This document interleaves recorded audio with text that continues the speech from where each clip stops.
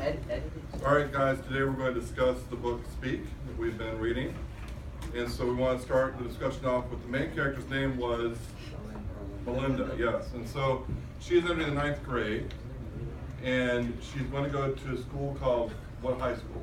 Anybody remember that? Meriwether High School. And she was worried. She got on the bus the very first day, and first time going to high school, she didn't know where to sit. She didn't want to sit in the back because that's where kind of the troublemakers were, and she knew that she didn't want to get into trouble. She didn't want to sit in the middle because she didn't want anybody to sit with her. And then she didn't want to sit in the front either because that's kind of where the little people sat, and she was a little bit worried about that. But she ended up sitting on the front because she was more worried about somebody sitting with her, especially because something had happened. Does anybody know what happened that caused her to be a little bit worried about her friends? At this point, we don't know. We didn't get that. We kind of do? Okay, so what was she worried about at that point, about her friends? Talking behind her back and not wanting to be her friend anymore. So who was her best friend in middle school that she was really kind of looking for? Yes? Rachel, that's right. Rachel was her best friend, and Rochelle. when she gets into high school, she kind of hangs out with foreign exchange kids, and she takes on the personality of Rochelle and starts speaking in little French terms. What was the mascot for Meriwether High School that was discussed there in the first day? A Trojan. Trojans. And they changed to the Blue Devils because of why? The Trojan was inappropriate. The Trojans were inappropriate And they because wanted, they'd just gone to through promote a... abstinence. Yeah, they'd done an abstinence thing. What is that? And they wanted to make sure they weren't sending the wrong message. So they went with the Blue Devils. She went to the cafeteria, right? And she followed in a guy into the cafeteria, and he was really tall, and he played on the basketball team. Does anybody remember what his nickname was? Holmes. He was tall and skinny. And as she's walking behind him, somebody threw something at him, and it missed him because he was skinny and it hit her. Does anybody remember what that was? Mashed potatoes All on right, her so chest. her first day of school, Yeah. she goes to the cafeteria and she's trying to figure out what is going to happen in school, if she's going to be accepted, and she gets mashed potatoes on her chest. So she runs out of the cafeteria into the hallway, and that school had a very strict policy of not being in the hallway. Yeah. And so she ran into a man that they called Mr. Neck because he was a football coach and And kind he of was thick. muscular. And we assume muscular, but he just might have been thick. And did he have sympathy for her and ask her if she was okay? He was kind of rude. Yeah, he was kind of rude. He was kind And of stuck up. What did she refer to him as? Mr. Neck. No, like what did she say he was what? Like he was mean, like he was, did she like say he was something like, you know how she said Rachel was, I don't know what she said Rachel was. Well, she said later on when she found out he was her social studies teacher. He put her on the front row and he said, I've seen you look in your eyes, you're trouble. I'm gonna keep my eye on you. You sit in the first row. So she kind of started off in a bad way because he gave her a detention the very first day. She gets a detention, no mercy, no, are you okay? Just, you're a troublemaker because you're out here and I don't want you out here. So she's looking around and she listed several groups of people that she kind of saw and didn't know if she could fit in with. What were some of the names of the groups that she was? Jocks? Goth? The what? The struggling artist, yeah. Foreign exchange student. And did she fit in with any of them? Or did she feel like she fit in with any of them? No. She called herself an outcast. And that kind of gives you a hint into her thought process about herself. If she doesn't feel like she fits in with anybody and she's a loner, that gives you a little window into her personality and her thoughts about herself. On the very first day of school, she did run into somebody at the assembly when they were talking about the rules and things like that. What was that girl's name? Heather? Yeah, Heather. And she was new to the school, so she didn't know why everybody was not talking to Melinda, so it kind of worked out that she was willing to accept her as a friend. So then she went to a class that she really enjoyed. It was taught by Mr. Freeman. What class was that? Art class. Art class. And what was her first project? Draw a tree. To draw a You tree. put your hand in the globe, and then you take out a paper, and then you get an object or something like that. And she Yeah, got and then the whole class is gonna be based off of that, like for the whole. for the whole semester. Yeah, and she got a tree. She got a tree. And her friend got, A well, her clown. friend from middle school that wasn't her friend right now, got clowns. She got a clown? What did Ivy, she get? Ivy got a clown and Yeah. did not want to have a clown. You choking? Look at where. All right, her parents, were they really caring and paying attention to her and nurturing? No, they always were walking. They were always working. Her mom was a retail clerk, Yeah, and actually the store. manager of a store. Downtown. And she worked in the city. She was kind of proud of the fact that she worked in the city because everybody else was afraid of it. And she took pride in that, but she had a hard time finding workers. And so she was always stressing about getting enough people to work for her, especially during the holidays. And her dad sold insurance. All right, so after she spends that first day in school, she gets her detention and she has only one friend, and Rachel was making fun of her, and Ivy really wouldn't talk to her, and Nicole almost talked to her in the locker room before gym class, but then didn't. She was home in her room, and her dad came home. Did she go down and talk to her dad and tell how her day went? No. Did he ask her how her day went? No. So he kind of turned on the TV, and then she Turn up the music. turned up music so he'd know that she was there, but didn't want to talk to him. So she's looking at something in her room. She's laying down in the bed, she's looking at something in her room. Does anybody remember what that was? The mirror? Oh, no, I thought Yeah, she's looking at herself in the mirror, and she was looking at her face and her lips in particular. What was wrong with her lips? They were scabbed and chapped, and she thought that they were ugly. So what did she do?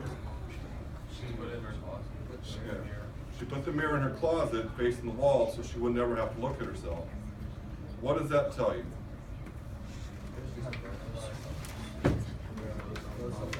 Low self-confidence. She doesn't like looking at herself. And so to the point where she's not just wanting to avoid looking in the mirror, she doesn't even want the mirror to possibly catch her. So she faces the wall with it. So at the pep rally, they went to a pep rally, and what happened at the pep rally that kind of gave a window into how Heather was going to treat her later on? Does anybody remember what happened at the pep rally? I don't go behind, don't ask, so like if the other person called the cops at the party. Yeah, so the girl that's sitting behind her, she felt a knee in her back, and she turned around and she said, "Aren't you the girl that called the cops at the party? My brother was at that party, he got arrested and lost his job. You're a jerk." How did Heather respond? Did Heather say, no, she's not a jerk? She didn't say anything. She kind of faded away and kind of let it happen.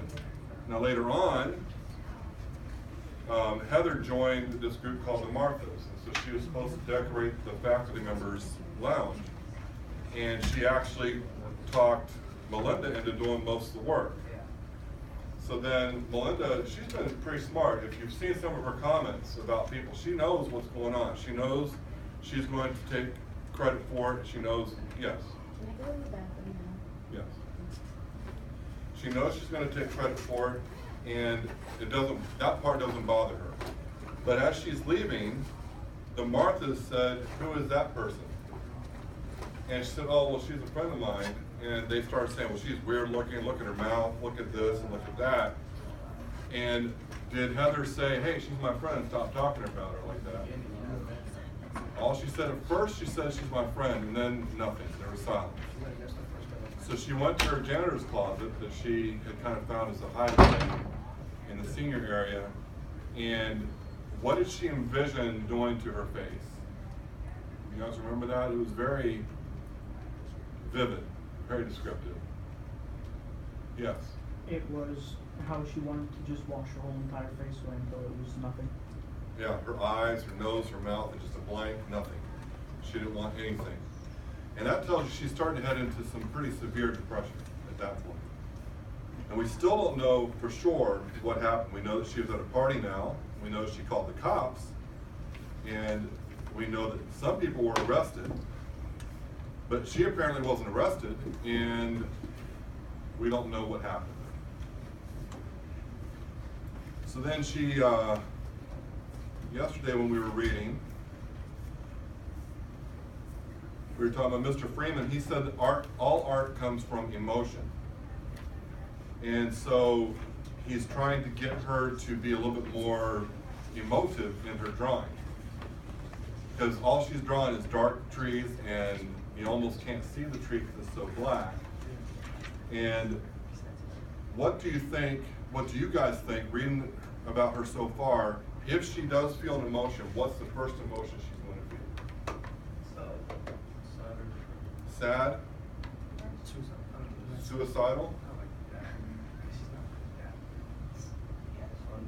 I would think anger, because everybody seems to be picking on her and all of her friends have deserted her. She had all these friends, I mean, at least 3 really good friends in high school or middle school that totally ignore her or actively, like Rachel, make fun of her. So sad would be one, but certainly anger could be the next one. So rejected. Rejected. Rejected, yes. She was rejected by everybody she cared about, including her parents, really, because they weren't paying any attention.